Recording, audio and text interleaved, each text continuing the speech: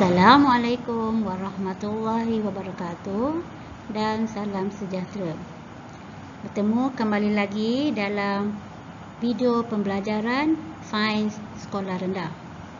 Untuk kali ini, kita akan belajar tentang kemahiran proses sains yang akan dipelajari oleh murid-murid semasa di tahun 4.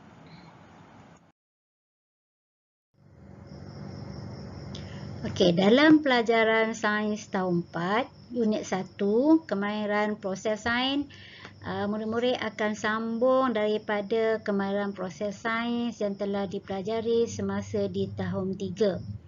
Semasa di tahun 3, murid-murid telah mempelajari 6 kemahiran proses sains dan disambung semasa di tahun 4, 6 lagi kemahiran proses sains. Baiklah. Kemahiran proses sains yang pertama yang akan kita pelajari semasa di tahun 4 ialah menggunakan perhubungan ruang dan masa. Seterusnya, mentafsir data. Ketiga, mendefinisi secara operasi. Keempat, mengawal pemboleh ubah. Kelima, membuat hipotesis. Dan akhir sekali, mengeksperimen. Baiklah murid-murid, sekarang kita masuk kepada kemahiran proses sains yang pertama, iaitu menggunakan perhubungan ruang dan masa. Apakah yang murid faham tentang istilah perhubungan ruang dan masa? Baik, di sini cikgu menerangkan perhubungan ruang dan masa ialah kemahiran memerihalkan perubahan sesuatu kejadian atau fenomena berdasarkan perubahan parameter seperti perubahan dari segi saiz, bentuk, isi padu dan sebagainya. Baik, cuba murid-murid perhatikan aiskrim yang cikgu lampirkan bersama ini. Cuba bayangkan apakah yang akan berlaku kepada aiskrim jika dibiarkan seketika pada suhu bilik. Ya, murid-murid, aiskrim ini akan melebur. Aiskrim ini akan melebur atau berubah bentuk apabila dibiarkan beberapa ketika. Jadi, perubahan bentuk atau saiz aiskrim ini merupakan perubahan parameter dia. Jadi, bolehlah murid-murid kaitkan ayat perhubungan ruang dan masa. Baik, begini ya. Apabila masa bertambah, bentuk aiskrim menjadi tidak sekata atau saiznya mengecil. Ataupun, murid-murid boleh katakan, apabila masa bertambah, bentuk aiskrim menjadi lebih kecil. Seterusnya, cikgu akan menerangkan kemahiran proses yang kedua yang akan murid pelajari dalam tahun 4, iaitu kemahiran mentafsir data. Bagaimana kita nak kaitkan kemahiran mentafsir data ni dalam pembelajaran sains? Okey, sebelum itu adik-adik ataupun murid semua mesti tahu bahawa mentafsir data ialah merupakan kemahiran memberi penerangan yang rasional tentang objek, peristiwa atau pola daripada data yang telah dikumpulkan. Bermakna jika kita nak buat pentafsiran, maknanya kita dah tahu berkaitan dengan data-data ataupun peristiwa yang berlaku sebelumnya. Okey, di sini cikgu bagi satu contoh. Okey, cuba perhatikan carta pai. Carta pai tentang belanja bulanan keluarga Ramli. Okey, daripada carta pai di atas, boleh kita tafsirkan bahawa belanja bulanan keluarga Ramli paling tinggi adalah untuk membeli makanan. Kerana makanan merupakan keperluan asas yang utama. Jadi kita mentafsirkan data daripada carta pai. Apa yang kita perhatikan di situ, bahawa ruangan makanan adalah bahagian yang paling besar dalam bulatan carta pai.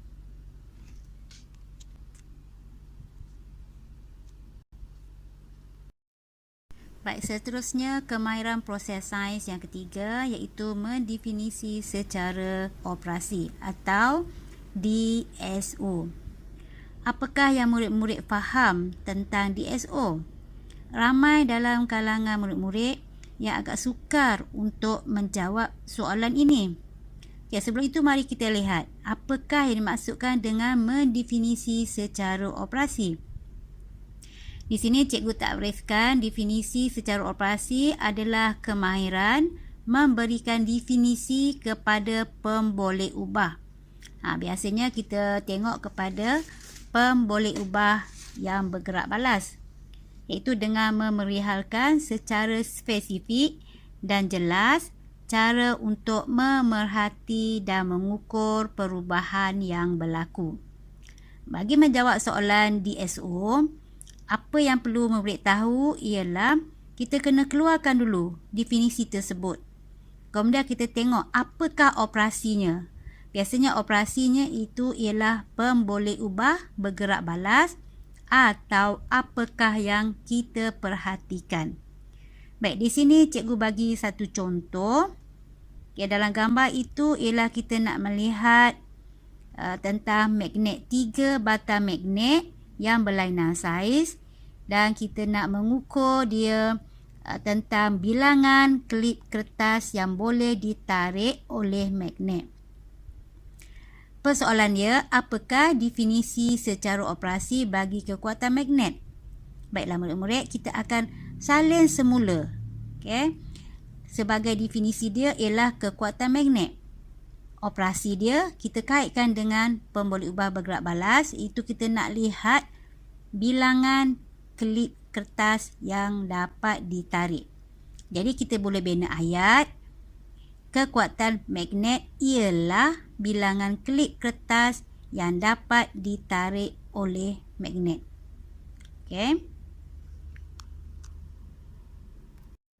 Baiklah murid-murid, kemahiran proses sains yang keempat ialah mengawal pemboleh ubah. Apakah yang murid-murid faham tentang pemboleh ubah? Baik, di sini cikgu akan terangkan maksud dia ialah pemboleh ubah ialah sesuatu yang boleh berubah dalam sesuatu penyiasatan. Biasanya terdapat 3 pemboleh ubah. Murid-murid kena kenal pasti. Pemboleh ubah yang pertama ialah pemboleh ubah yang dimalarkan, iaitu sepanjang penyiasatan perkara yang kita tetapkan ataupun kita samakan atau kita kekalkan sepanjang eksperimen atau penyiasatan yang dijalankan. Yang kedua ialah pemboleh ubah dimanipulasi. Biasa cikgu guru sekolah menggunakan singkatan PM, pemboleh ubah manipulasi, ataupun PUB, pemboleh ubah dimanipulasi, iaitu apa yang diubah atau diukur sepanjang penyiasatan. Kita sendiri yang akan tentukan apakah yang akan kita ubah. Dan yang ketiga ialah pemboleh ubah bergerak balas, iaitu biasanya apa yang akan kita perhatikan atau kita lihat atau kita ukur di akhir penyiasatan kita. Baik, semasa menjawab soalan pemboleh ubah, murid-murid kenalah atau perlulah semasa menjawab soalan gariskan perkataan seperti sama, kekal, tetap, berbeza, berlainan, diperhatikan, diukur dan direkodkan. Semua kunci-kunci ini membantu kita untuk mengenal pasti yang mana satukah pemboleh ubah yang dimaksudkan.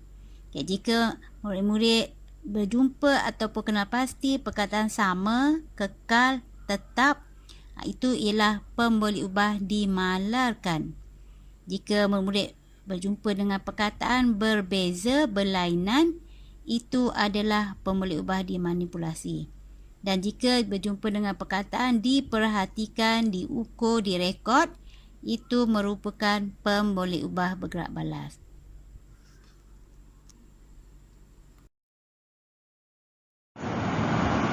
Kemahiran proses sains yang kelima yang perlu murid-murid kuasai ialah kemahiran membuat hipotesis. Apakah yang dimaksudkan membuat hipotesis? Baik, membuat hipotesis ialah kemahiran membuat pernyataan umum yang boleh diuji tentang hubungan antara pemboleh ubah dalam sesuatu penyiasatan. Baik, hipotesis ini boleh jadi benar atau tidak benar sehinggalah kita jalankan penyiasatan dan kita mendapat keputusan yang sebenarnya. Oleh itu, murid-murid semua perlu kenal pasti terlebih dahulu apakah pemboleh ubah dimanipulasi dan juga pemboleh ubah bergerak balas dalam sesuatu penyiasatan, dan juga apakah pola serta coraknya. Jika murid-murid dah kenal pasti semua itu, barulah kita boleh membuat atau membina ayat hipotesis.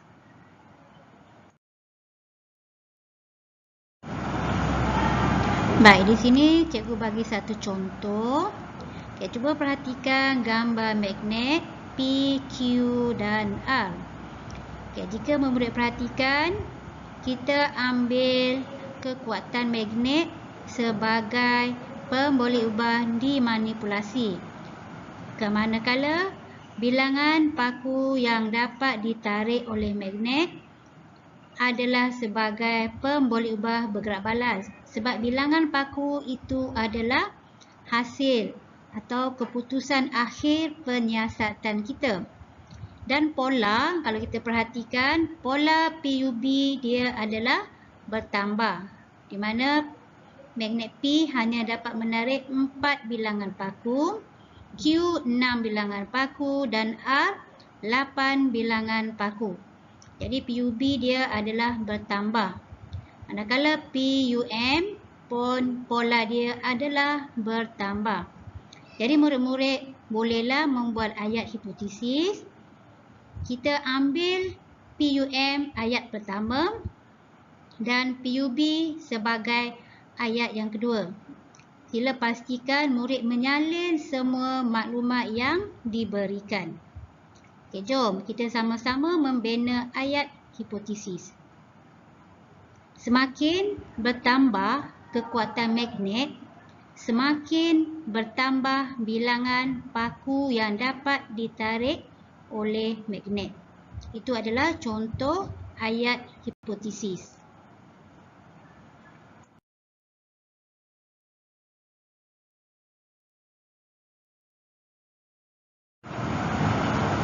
Baiklah murid-murid, kemahiran proses sains yang terakhir yang perlu dipelajari ialah kemahiran mengeksperimen.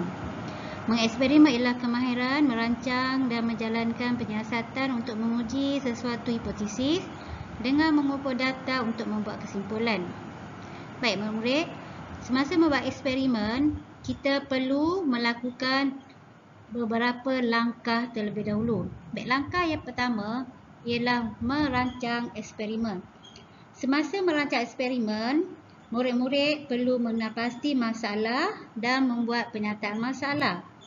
Seterusnya, cuba membina hipotesis. Hipotesis ini biasanya sama ada benar ataupun tidak benar. Setelah mengenal hipotesis, kita perlu mengawal pemboleh ubah serta menyenaraikan alatan dan bahan yang perlu kita gunakan. Dan seterusnya, barulah kita merancang langkah-langkah eksperimen. Setelah selesai, barulah kita menguji hipotesis. Adakah hipotesis kita benar atau sebaliknya? Dan langkah yang ketiga, barulah kita mengumpul dan mentaksir data. Di mana data-data yang kita peroleh itu kita buat secara graf lakaran terlebih dahulu. Dan langkah yang terakhir ialah membuat kesimpulan berdasarkan taksiran data yang telah kita buat.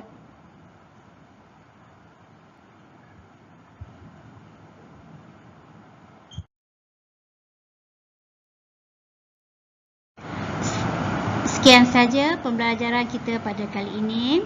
Semoga apa yang telah cikgu terangkan dapat memberi manfaat kepada murid-murid sekalian. Dan jangan lupa, setelah anda menyaksikan, bolehlah anda tekan subscribe. Terima kasih.